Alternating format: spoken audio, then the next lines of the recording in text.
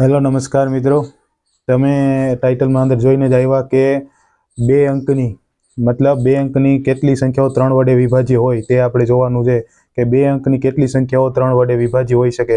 તો સૌથી પહેલાં તમારે સંખ્યાઓનું સ્ટાર્ટ કરવાનું, સંખ્યાઓ ક્યાં પૂરી થાય તે જોવાનું અને તે સંખ્યાઓ પરથી નક્કી કરવાનું કે તે સંખ્યાઓ જે આવે છે તે 3 વડે વિભાજ્ય સંખ્યાઓ સમાંતર શ્રેણીમાં આવે છે. તો સમાંતર શ્રેણીમાં આવે તો એનું પદ શોધી અને તમે શોધી શકો કે તે બે અંકની કેટલી સંખ્યાઓ 3 વડે વિભાજ્ય હોય. તો આપણે તમને આ વિડીયોની અંદર હું સમજાવીશ કે કેટલી સંખ્યાઓ 3 વડે બે અંકની વિભાજ્ય છે. તો તમે જોજો વિડીયો અને પહેલાં જોજો કે સમાંતર શ્રેણી કઈ રીતે બને છે અને સમાંતર શ્રેણીનો કેટલો તફાવત લેવામાં આવે છે અને તે પરથી તે નક્કી કરવામાં આવે છે કે કેટલી બે અંકની કેટલી સંખ્યાઓ 3 વડે વિભાજ્ય છે. તો તમે જુઓ વિડીયો અને શીખો કે કઈ રીતે મેં બે અંકની કેટલી સંખ્યાઓ 3 વડે વિભાજ્ય છે તે આસાનીથી શોધ્યું છે. હેલો નમસ્કાર મિત્રો, જ્યારે આપણે કોઈ એવા પ્રશ્ન પૂછવામાં આવે કે મતલબ કે આપણે આપેલી છે કે બે અંકની કેટલી સંખ્યાઓ 3 વડે વિભાજ્ય હશે. આપણે સિમ્પલ એક ક્વેશ્ચન જ પૂછવામાં આવ્યો છે કે બે અંકની કેટલી સંખ્યાઓ 3 વડે વિભાજ્ય હશે.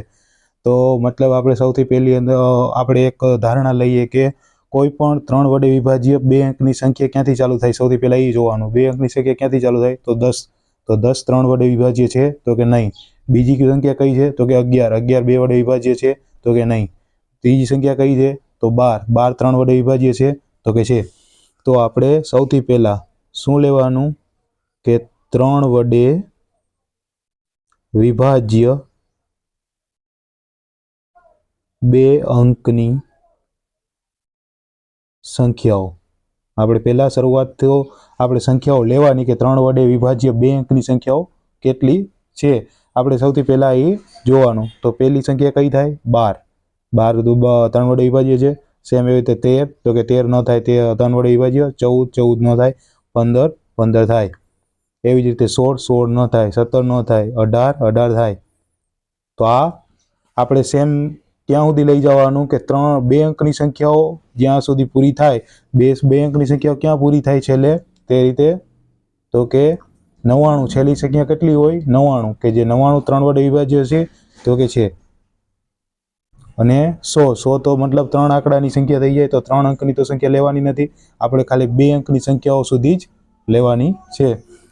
તો પહેલા આપણે જોવાનું શું આ સમાંતર શ્રેણી છે.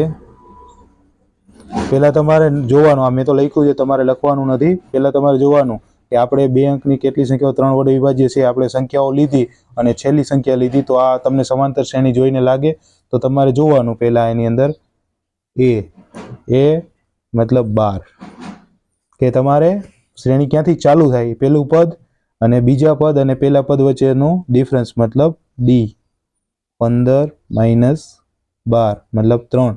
તો પહેલા પદ વચ્ચે અને બીજા પદ વચ્ચે એવી જેટલો ફરક હોય ડિફરન્સ, એટલો જ બીજા પદ અને ત્રીજા પદ વચ્ચે હોય, ત્રીજા અને ચોથા પદ વચ્ચે હોય તો એ સમાંતર શ્રેણી છે.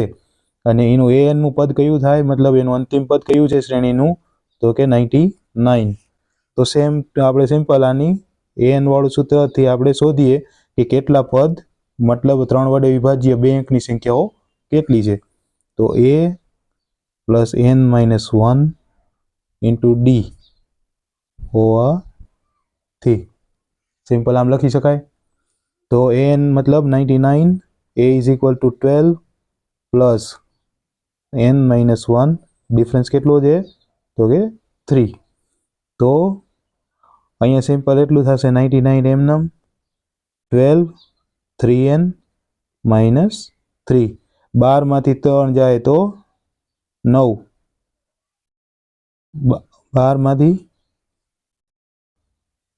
સિમ્પલ આપણે 12 માંથી 3 જાય તો વધશે 99 માઇનસ થાય એટલે 9 બરાબર 3n. તો મતલબ 3n = 90, n = 30.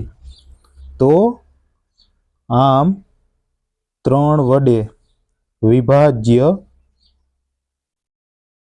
બે અંકની પૂર્ણાંકોની સંખ્યા 30 છે. આમ આપણે સિમ્પલ તમે કોઈ પણ સમાંતર શ્રેણીની મદદથી તમે કેટલી સંખ્યાઓ 3 વડે વિભાજ્ય છે, કેટલી 2 અંકની સંખ્યાઓ 2 વડે વિભાજ્ય છે, 5 વડે વિભાજ્ય છે, તે તમે કોઈ પણ સંખ્યાઓ માટે તમે શોધી શકો અને તે સિમ્પલ સમાંતર શ્રેણીમાં આવતી હોય તો તમે કોઈ પણ શ્રેણીની તમે સંખ્યાઓ શોધી શકો. તો કેટલી સંખ્યાઓ 3 વડે 2 અંકની સંખ્યાઓ 3 વડે કેટલી સંખ્યાઓ વિભાજ્ય છે.